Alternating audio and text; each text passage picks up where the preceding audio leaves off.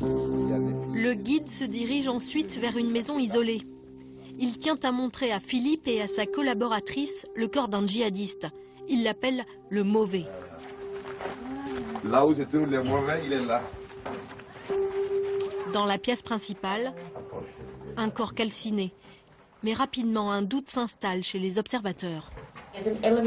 Il est dans un état de décomposition avancé, mais regarde, ses jambes sont petites, son visage aussi.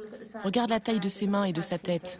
Les gens qui l'ont vu, ils ont dit quel âge ils pensaient qu'il avait, parce qu'il a l'air jeune. Personne ne le connaît. Il n'y a personne qui le connaît. Pour notre guide, c'est l'armée qui l'a abattu. Il a été fusillé par fusil, quoi. Par balle. Par les soldats.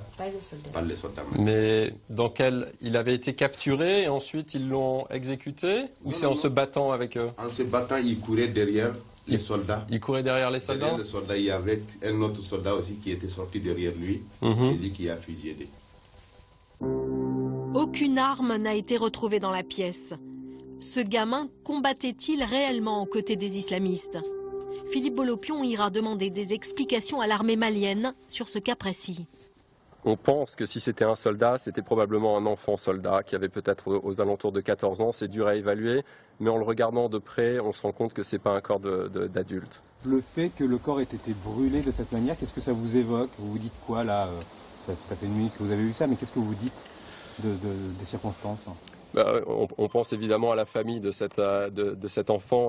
Même s'il était un soldat, il a le droit d'être enterré de manière plus digne plutôt que d'avoir son corps qui est brûlé dans une maison et qui se décompose. Et donc on va essayer de comprendre pourquoi l'armée malienne a décidé que c'était la meilleure façon de disposer de son corps.